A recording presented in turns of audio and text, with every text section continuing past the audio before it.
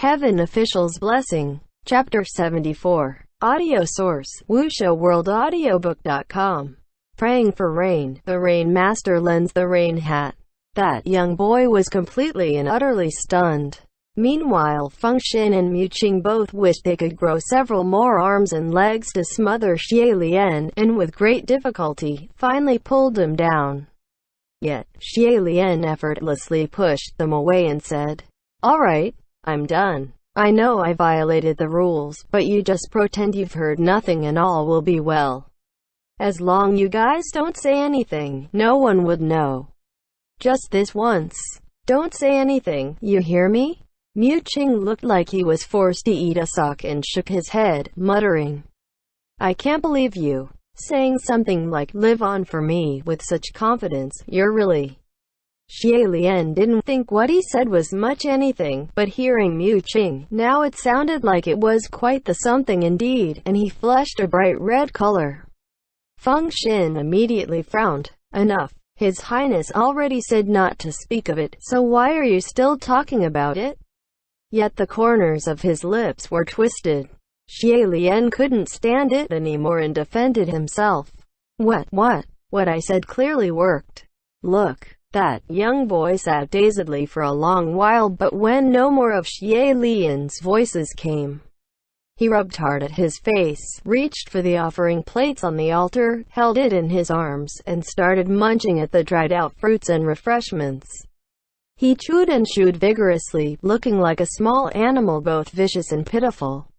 Xie Lian bent down to watch him, a smile appearing on his face, and said to the other two, "You see? It worked. He refused to eat before, but now he's eating." "All right, fine. It works. Because you're a god," Mu Qing said. Right. It works. Because you're a god," Feng Xin said too. Xie Lian straightened and became serious once more. "That's right, I am a god. I called you both over because I have indeed come to a decision." In an instant, the relaxed atmosphere turned heavy again. "What do you want us to do?" Feng Xin asked, while Mu Qing questioned, "Are we still minding this matter?" "We are. It's simple," Xie Lian said. "There's not enough water in the Xianle kingdom, so we'll go to the kingdoms outside Xianle." "Go to the other kingdoms?" Mu Qing asked, hesitant. "Wouldn't that be too far? We'd need to borrow water, creating spiritual devices from some water god, and impose ourselves in the territories of other heavenly officials. They might not be willing." Of course Xie Lian had considered this. "I'm going to give it a shot. It's still better than doing nothing. You two stay and continue to watch over Young and assist the worst affected areas, and I will return to the heavenly court." "Any problems?" "No problems. I've got your back," Feng Xin said. Mu Qing gave it a thought and questioned, "Then what about all the prayers from the devotees at the Temple of the Crown Prince, Your Highness?" "I was going to get to that," Xie Lian replied. "Pick out the important ones and take care of them for me. The not-so-dire ones can wait." Mu Qing didn't look too optimistic but still acknowledged, "You're the Crown Prince. We'll listen to you. But I'd advise not to let them wait too long." Xie Lian patted their shoulders. Feng Xin and Mu Qing bowed, then departed, leaving only Xie Lian and that child in that small shrine. Xie Lian exited the shrine, took a glance back but didn't stay another moment longer, rushing straight for the heavenly court. Initially, he was going to pay a visit to the few heavenly officials that controlled water. But strangely, a number of them were all away from the heavenly court, and only the Rain Master, who didn't reside in the heavens, was around. Xie Lian was hurrying about down the streets of the court and bumped into a black-clad woman official with a number of scrolls in her arms. She smiled. "Your Highness, you're finally back," Xie Lian immediately asked. "Nan Gong, you've come in the nick of time. Do you know where the Rain Master's residence is located?" This black-clad woman was named Nan Gong Jia, a low-ranking literature official from the middle court. After Xie Lian had ascended, much of the grunt work and errands were taken care of by her. This individual was well informed of news and handled affairs well, so Xie Lian thought well of her. The Lord Rainmaster's new palace hasn't finished construction yet, so the current residence is temporarily situated at the Yushi Kingdom in the south, Nangong Jia said. She gave him the address to the Rainmaster residence, then added, "Why are you looking for the Lord Rainmaster?" "For an urgent business. Thanks for your help," Xie Lian said and was about to leave, but turned back and cleared his throat, sounding embarrassed. "Nangong, you're more familiar with the heavenly officials of the upper court. Can you tell me if the Lord Rainmaster likes anything?" Usually, when a newly appointed heavenly official ascended, the clever ones would pay a visit to all the palaces of every official and greet them with gifts as a form of social salutation. This was pretty much an unspoken rule, but Xie Lian ascended too suddenly, and when he first arrived no one taught him. It was only afterwards that head priest reminded him, but by then it was already too late, and things would become awkward. Also, something like this felt too much like backhanded bribery. And as a crown prince, Xie Lian didn't appreciate the practice, so in the end he decided to just go about things naturally, hoping for a chance to build relationships with the other officials through more genuine means. It was an admirable act, but now he'd turned back on it and proactively asked after what a heavenly official would like, sounding quite obvious like he was about to bribe someone. However, he had no other choice. The other gods who resided at the heavenly court at least communicated through the spirit communication array, and that would make negotiation much easier.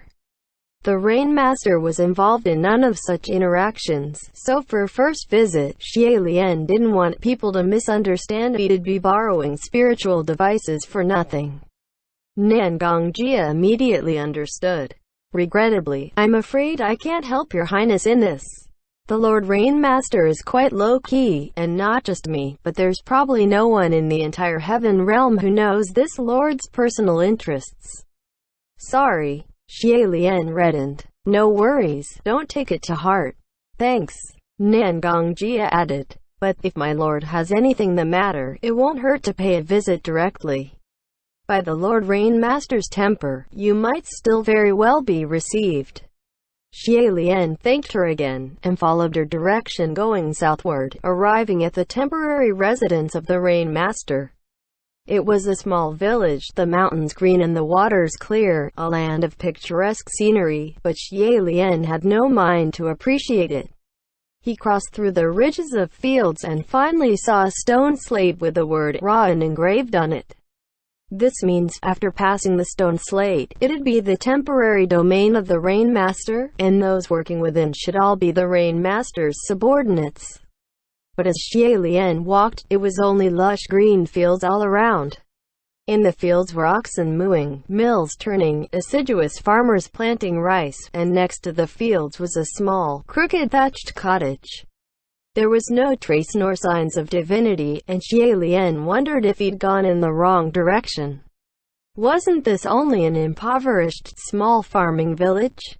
While he was doubting himself, a black ox from a field further away suddenly mooed twice, stood back on its hind legs, the forelegs stretched, and it helped itself remove the plow from its back.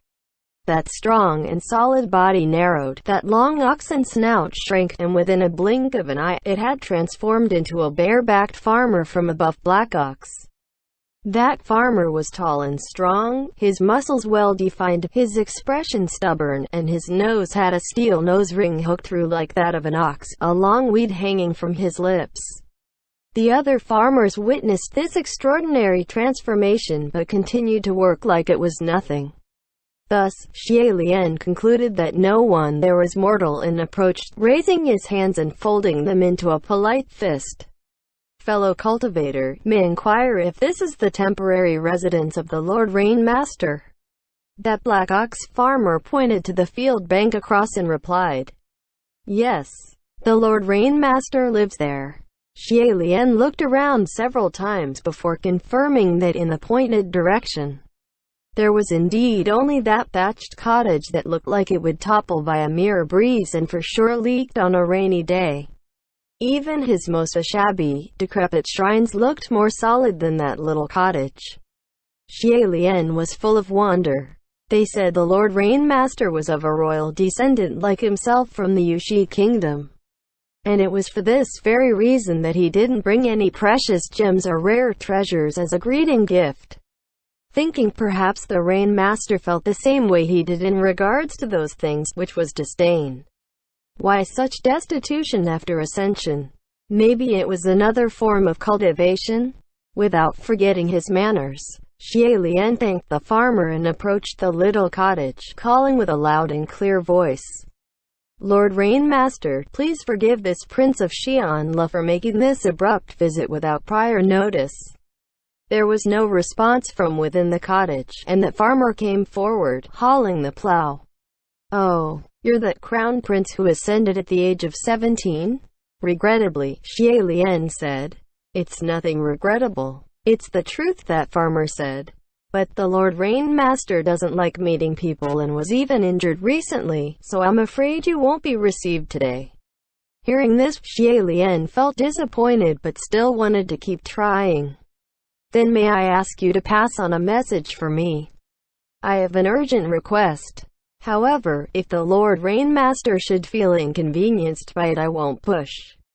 That farmer chuckled. "No need to pass on word. We all know why you're here. Feels bad, right? Having no water in Xianle." Xie Lian was taken aback. "You know about the affairs of Xianle?" "Of course I know," that farmer said. "It's not just us here in this shoddy mountain ravine at present who doesn't know that catastrophe is about to befall your Xianle kingdom. You don't know anything about your own affairs, but everyone else watching closely understands what's going on better than you yourself, and they're probably all enjoying the show. Ha! You're here to borrow the Rainmaster's spiritual device for disaster aids, right?" Those were enlightening words. It was only then did Xie Lian realize. It wasn't that those heavenly officials in the upper court were all gone at the same time. They all had known what his intentions were, and purposely shut their doors or left a long time ago to avoid him, not wanting to get pulled into his mess. He sighed, thinking, should I maybe really have paid everyone's palaces a visit at the beginning so it'd be easier to find cooperation amongst my peers going forward? It was a depressing thought. He responded in a small voice, "That's right. If it's inconvenient for the Rainmaster, I won't be bothersome." "However," that farmer said, "why not be bothersome? Because it's shameful? This relates to the survival of your kingdom. Shouldn't you cause trouble and annoy us to death? Is it so hard to lower yourself a little? Young people shouldn't be so easily unnerved. Let me say something unpleasant. Should the Lord Rainmaster help, it's an account of kindness. If not, it's on the account of duty. Lending the device to you would be based on mood. If not, you can't complain after either." Xie Lian knew what he said made sense, but with such a dire situation at hand plus his unfriendly tone, a wave of anger rolled up and he held his head higher, sounding grave. "I understand everything you're saying, and I would never complain behind anyone's back, so why must you predetermine how I am? I said I won't be bothersome simply because I don't want to do anything pointless and cause trouble for Lord Rainmaster at the same time. But if the Lord Rainmaster doesn't feel inconvenienced and I can borrow the spiritual device so long as I am bothersome, then it'd be nothing for me to offer up all 8,000 of my temples and kowtow 100 times. That farmer laughed out loud. Angry. Temper of a child. Here. He made a throw. Xie Lian raised his hand and caught a verdant bamboo hat, the very one that farmer had on his back. "What's this?" Xie Lian asked. "That thing you wanted to borrow," that farmer said. "The Lord Rainmaster already asked me to pass this to you before you came. Use it carefully. If you break it, we won't forgive you." Xie Lian's eyes widened. "Why? Didn't I already tell you why?" That farmer said. "Lending it to you was based on mood. Other heavenly officials won't help you, so the Lord Rainmaster just had to help you. Whatever the Lord Rainmaster wants to do, it shall be done." "Thank you so much." "Thank you," Xie Lian cried. That farmer added, "Don't be too happy so soon, Your Highness. The Lord Rainmaster may have ascended before you, but there aren't as many devotees, therefore not as powerful as you, and plus there are recent injuries. Other than lending you that thing, the rest is all up to you. Distant waters cannot quench nearby thirst. That Rainmaster hat can only move rain but not create water. There's not enough water in your Xianlu, so you must borrow from other kingdoms, and they may not be willing. Only the Yushi kingdom has an abundant collection over the years, and rather wealthy in that aspect. Xie Lian was more than clear just how difficult it was to lend your own spiritual device to a stranger. He bowed deeply to that thatched cottage. That the Lord Rainmaster would lend a helping hand, I am profoundly grateful. I will not forget this kindness.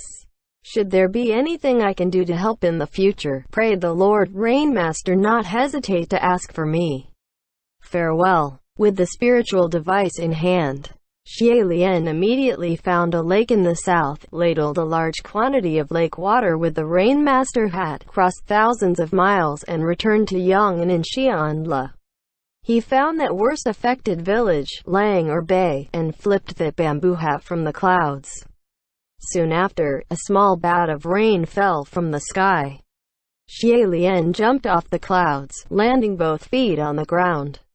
Those half-dead villagers could not believe their eyes.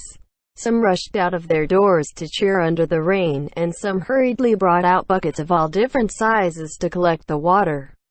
Seeing this, Xie Lian sighed a breath of relief, and finally revealed a smile. Just then, he heard a voice call out from afar, "Your Highness." He turned his head and saw Mu Qing appear from behind a tree, his face dark. Seeing his gloomy expression, Xie Lian knew something was wrong. "What is it? Did something happen?"